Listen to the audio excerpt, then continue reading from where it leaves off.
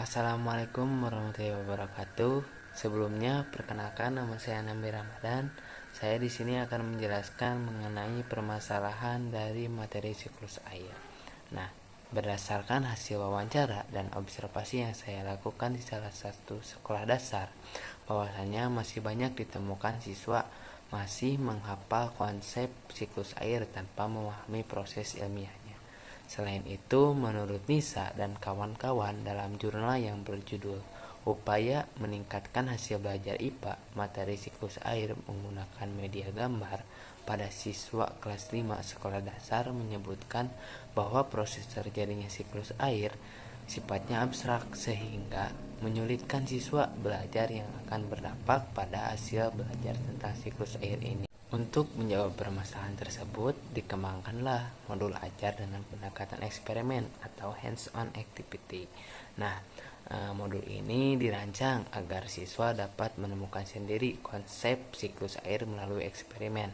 Eksperimennya itu awan dalam gelas.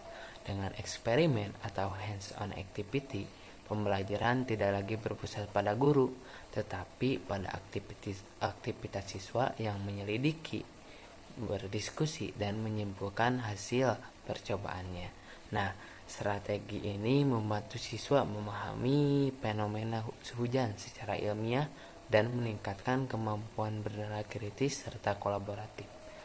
Menurut Widania dalam artikel yang berjudul Pengaruh Pendekatan Hands-on Activity terhadap hasil belajar peserta didik kelas 5 SD Negeri Romang Rapoa, menyatakan bahwa dengan menggunakan pendekatan eksperimen atau hands-on activity memberikan dampak pada peningkatan hasil belajar siswa.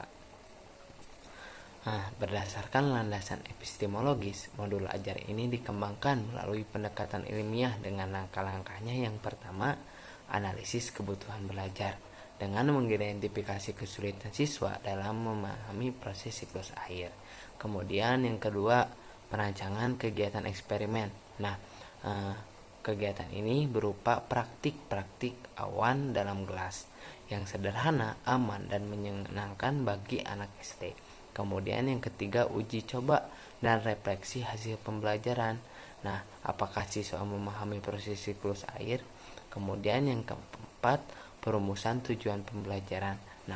Hal ini mengacu pada capaian pembelajaran dan kurikulum merdeka. Yang kelima, pemilihan pendekatan eksperimen. Karena pembelajaran tidak lagi berpusat pada guru, tetapi pada aktivitas siswa yang sifatnya menyelidiki, berdiskusi, dan menyimpulkan hasil percobaan untuk memastikan bahwa aktivitas eksperimen benar-benar membantu siswa dalam memahami proses siklus air ini, seperti tahapannya, yaitu penguapan, kondensasi, dan presipitasi. Ada juga landasan aksiologis. Modul ini memberikan manfaat nyata bagi pembelajaran siswa. Melalui kegiatan eksperimen, siswa belajar berpikir kritis dan bekerja sama dalam kelompok, sejalan dengan dimensi bergotong royong dan bernalar kritis pada profil pelajar Pancasila. Pembelajaran ini juga menumbuhkan kesadaran bagi siswa bahwa air itu sangat penting bagi kehidupan dan perlu dijaga keberlanjutannya.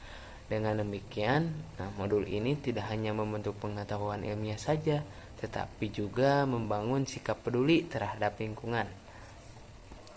Modul ajar ini memiliki beberapa kelebihan. Yang pertama, menghadirkan pengalaman langsung melalui eksperimen nyata. Kemudian yang kedua, ada menggabungkan berbagai gaya belajar seperti visual, auditori, dan kinestetik. Kemudian yang ketiga, membentuk sikap ilmiah dan kolaboratif pada diri peserta didik. Namun di antara kelebihan tersebut ada kelemahan. Untuk kelemahannya misalnya beberapa sekolah mungkin kekurangan alat eksperimen ataupun waktu pelaksanaannya yang terbatas. Untuk mengatasinya, guru dapat menggunakan bahan sederhana dari lingkungan sekitar seperti pada modul ini, ataupun memberi tugas pengamatan nanti di rumah kepada peserta didik. Modul ajar ini membantu siswa dalam memahami siklus air dengan cara yang lebih konkret dan bermakna. Pendekatan eksperimen membuat pembelajaran menjadi aktif, menyenangkan, dan mudah dipahami oleh peserta didik. Mungkin sekian video penjelasan permasalahan materi siklus air dari saya.